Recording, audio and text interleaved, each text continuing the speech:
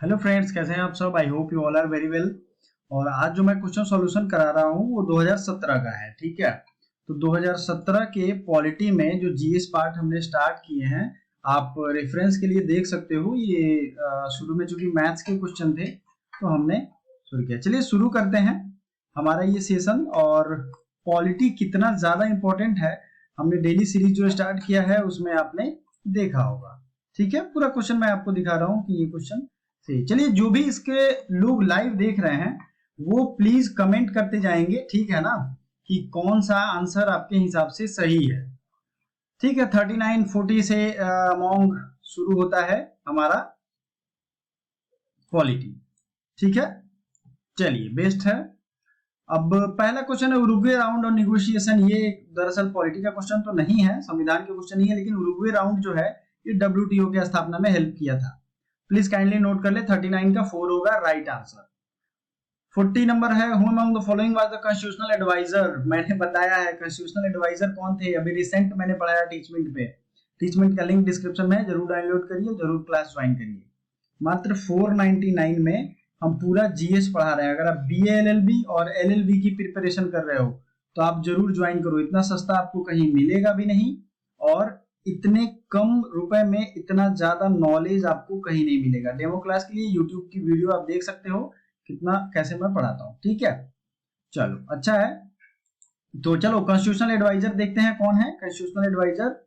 B N Rau, ये हमारे constitutional adviser हैं। ठीक है ना, ये एडवाइजर थे। 40 का 1, ये जो होगा ये राइट आंसर है। आगे बढ़ते हैं, अगला क्वेश्चन देख लेते हैं। India became a sovereign democratic Republic, ये बताना है क्वेश्चन। ये क्वेश्चन में काफी दम है। India became a sovereign democratic Republic, तो इसमें कंफ्यूजन होगा 3 में और 1 में। 3 और 1 में, ये 3 और 4 में। ठीक है ना, 26 जनवरी 1950 या 26 नवंबर 1950, चलो बता दो। देखते हैं कितने लोगों का सही होता है। हाँ हाँ सही हो रहा है, ये सही है। 3 जो है ये राइट आंसर होगा। आगे बढ़ते हैं।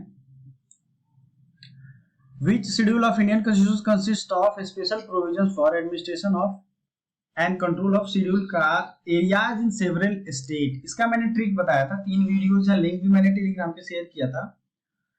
और इसका मैंने ये बताया था कि सबसे पहले 4, 5th और 6th तीनों को कैसे याद करना है। 6th में 4 स्पेशल स्टेट का नाम लिया गया है, लेकिन 5th जो शेड्यूल है उसमें शेड्यूल एरिया की सेवरल स्टेट की बात की गई है, तो 5th is the right answer. और जो 4 स्टेट हैं 6th शेड्यूल में, उनमें कौन कौन है। असिमित्री मेघा, मैंने ट्रिक दिया था, असिमित्री, असम, मिजोरम, त्रिपुरा, मेघा से मेघालय। कितना अच्छा ट्रिक है, आपको 6th शेड्यूल याद भी हो जाएगा। Indian constitution recognise minorities on the basis of, ये क्वेश्चन रिपीट हो रहा है इसलिए प्रीवियस ईयर क्वेश्चन देखना है। आपको पता होना चाहिए 2019 में भी ये पूछा गया है और 2018 में भी इसको बदल के पूछा गया है। तो इंडियन कॉन्स्टिट्यूशन जो है ना वो रिलीजियस माइनॉरिटी की बात करता है बस, और किसी माइनॉरिटी की बात नहीं करता है, क्योंकि यहाँ सिर्फ रिलीजियस माइनॉरिटी है। Under which constitution article of Indian constitution is the president rule promulgated in any state of India, बताइए। 356, 352 और 360। तो 360 होता है फाइनेंशियल इमरजेंसी, 352 होता है नेशनल इमरजेंसी, 356 होता है राष्ट्रपति शासन। Which of the following appointment is not made by president of India, चलिए देखते चलते हैं। Chief of air force, chief justice of India, chief of the army, speaker of the Lok Sabha. अब ये इसमें से कौन सा अपॉइंटमेंट जो है वो प्रेसिडेंट नहीं करते हैं। तो स्पीकर ऑफ द लोकसभा जो है वो लोकसभा के मेंबर्स ही चुनते हैं आपस में, ना कि प्रेसिडेंट चुनते हैं। ठीक है, बाकी सबका प्रेसिडेंट ही चुनते हैं, इन्हीं के नाम से वो लेटर जाता है।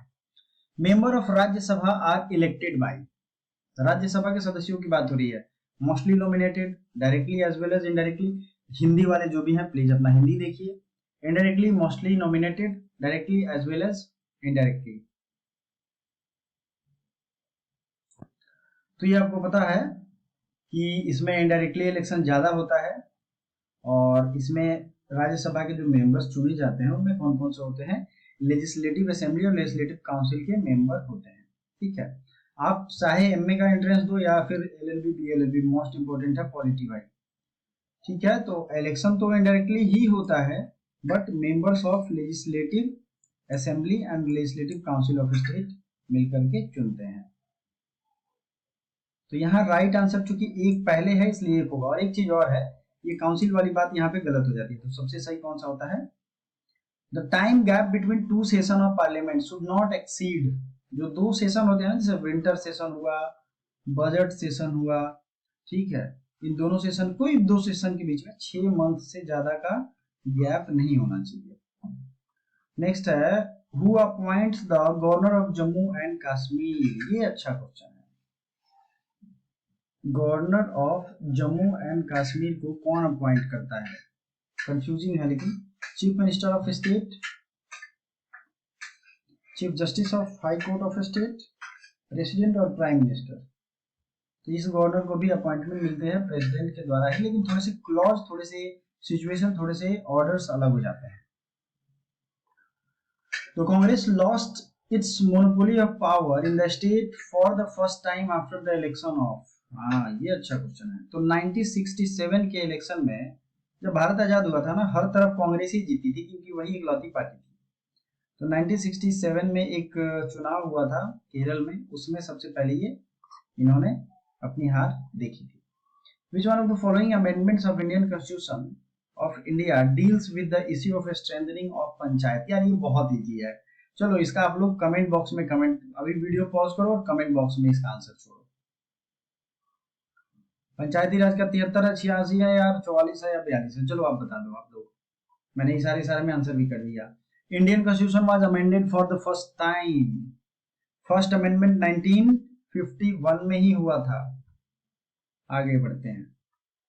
विच फॉलोइंग कॉन्स्टिट्यूशनल अमेंडमेंट्स, मैंने अमेंडमेंट की तकरीबन 3 वीडियो बनाई है, एकदम बेसिक और एग्जाम्पल के साथ, बहुत ही ट्रिक के साथ, जबकि आपको याद हो जाएगा।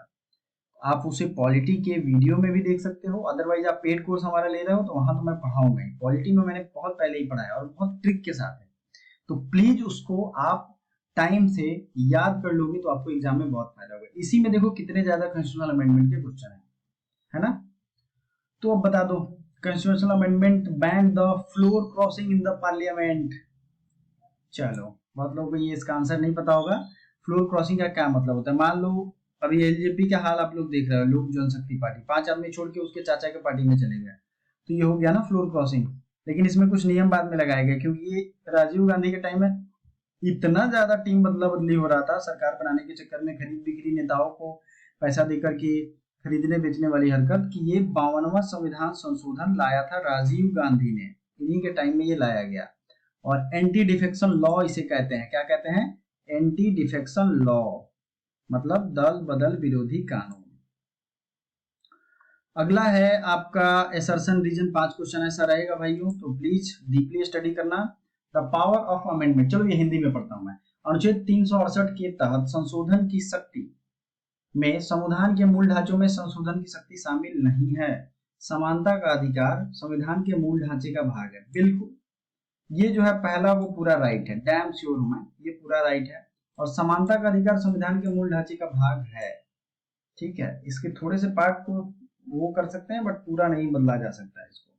तो ये अब समझ जाओ इसका आंसर कौन होगा। दोनों सही है, और दोनों लेकिन इंडिपेंडेंट स्टेटमेंट है तो जुड़े हुए बट इंडिपेंडेंट है। अगला है the territory of India is larger than territory of states taken together. हाँ, ये मैंने चैप्टर यूनियन ऑफ स्टेट्स आज ही पढ़ाया है इत्तेफाक से, और इसमें ये देखो पूछ लिया। टेरिटरी ऑफ इंडिया मैंने बताया था कि टेरिटरी का मतलब होता है जो हमारे पास आज स्टेट है और जो फ्यूचर में हम ले सकते हैं, जैसे पीओके, मैंने सुबह एग्जांपल देके बताया, जो लोग भी लाइव देख रहे होंगे उन्हें पता होगा।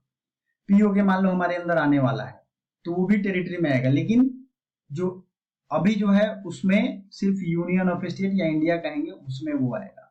क्लियर है? India is union of state, ये भी सही है और ऊपर वाला भी सही है। तो इसमें का जो भी राइट आंसर होगा प्लीज कमेंट करके बताओ। इसका कूट होता है ना कि अगर both A and R true, the R is correct explanation of A, तो उसमें तो होगा ए, 54 वाले में राइट आंसर 1 होगा। The president of India is not a part of parliament, गलत है। तो पहला गलत हो जाए तो समझ लो आंसर क्या हो सकता है? 4 ही होगा, क्योंकि यही एक ऑप्शन है। पहला जो ही गलत हुआ, एक ही ऑप्शन होता है जिसमें ए इज फॉल्स है। दूसरा सही होगा वैसे, the bill is passed by house of parliament cannot become law without president, ये सही बात है, तो ये सही है ना, लेकिन यहाँ तो क्या हो गया, ये गलत हो गया, तो 4 is the right answer. The जजेस of high court cannot be transferred, ये तो कोई बात ही नहीं है भाई, ट्रांसफर तो होते रहते हैं, तो ये पहला गलत हो गया, तो राइट आंसर कौन होगा? ऐसे क्वेश्चन में टाइम बचाने के लिए आप इसको तुरंत सही मारना। द इंडिपेंडेंस ऑफ जजेस of high court is sought to be maintain by constitution, एकदम मेंटेन किया गया है। India is democratic republic. Yes, the head of state is elected directly by the people. Head of the state का यहाँ मतलब है, democratic Republic है पहला सही है, लेकिन हेड ऑफ स्टेट का मतलब है प्रेसिडेंट, और ये डायरेक्टली नहीं इलेक्ट किए जाते हैं, proportional representation of the by the means of transferable vote इनका सिस्टम होता है, और ये इनडायरेक्ट होता है।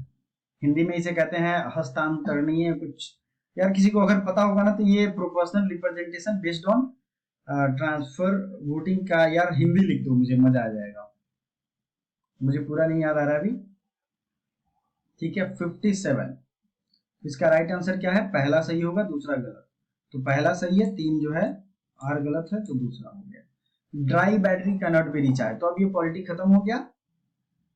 इसके आगे अब पॉलिटी के क्वेश्चन यहाँ पे हैं। जब न्यायालय किसी को न्यायिक अभिरक्षा में भेजता है तो इसका तात्पर्य क्या होता है? जुडिशियल कस्टडी, ये लॉ का भी मतलब होता है, sent to jail, sent to police lockup, और sent home under judicial protection. Judicial custody का मतलब होता है जेल, ठीक है, ये लॉ वाले स्पेशली जानते हो। Which courts in India are empowered to issue writs as provided in the constitution of India, तो हाई कोर्ट और सुप्रीम कोर्ट दोनों कर सकते हैं, तो राइट आंसर होगा कितना, ये। और हाई कोर्ट को पावर है आर्टिकल 226 के अंतर्गत, और सुप्रीम कोर्ट को पावर है आर्टिकल 32 के अंतर्गत, ठीक है। तो अभी आप लोग कमेंट करके हमें बताओ आर्टिकल 30 किसके बारे में है, मुझे अच्छा लगेगा, ताकि आप लोग मन से देख रहे हो, समझ में आएगा। Which of the following polymeric material, तो ये जो है अब खत्म ही हो गया। चलिए 2-4 और क्वेश्चन है, देख लेते हैं हम लोग। ये है chairman and other member of state public service commission shall be appointed by, तो ये चेयरमैन तो प्रेसिडेंट के द्वारा अपॉइंट किए ही जाते हैं। एक सेकेंड इसको थोड़ा प्यार से समझना है। Chairman and other member of state public service commission, ये अपॉइंट किए जाते हैं गवर्नर ऑफ स्टेट के द्वारा, ठीक है भाई, 2 सही होगा, लेकिन हटाना होगा ना, तो इसे प्रेसिडेंट हटाएंगे, प्रेसिडेंट कैन रिमूव। नेक्स्ट देख लेते हैं पॉलिटी के और सवाल है या नहीं है। Who is known as the father of international, और ये सब मैंने बता दिया है। पॉलिटी का प्लेलिस्ट का लिंक मैं डिस्क्रिप्शन में दे दूंगा, साथ ही साथ मैंने 2018 और 2019 दोनों शुरू करा दिया है पॉलिटी सॉल्व। पॉलिटी के प्लीज क्लासेस चल रहे हैं, अभी लाइव सेशन भी चल रहे हैं, उसमें आपको रिकॉर्डिंग भी मिल जाएगा अगर आपका लेक्चर छूट जाता है तो, और साथ ही साथ आपका फी भी बहुत कम मैंने रखा है फिलहाल के लिए, जैसे फॉर्म आ जाएंगे ये ऑटोमेटिकली बढ़ जाएगा, 100 स्टूडेंट्स तक मैंने लिमिट करके रखा है, ठीक है। तो अब पॉलिटी लगभग खत्म है, बाकी अब ये लॉ के क्वेश्चन हैं, इंस्टिगेट और इंग्लिश वगैरह आएंगे, हिंदी आएंगे, पूरी सॉल्यूशन मैंने दी हुई है, तो आप प्लीज ध्यान रखिएगा। चलिए यहीं पे खत्म करते हैं, फिर हम मिलते हैं अगले सॉल्यूशन 2016 में। Thank you so much.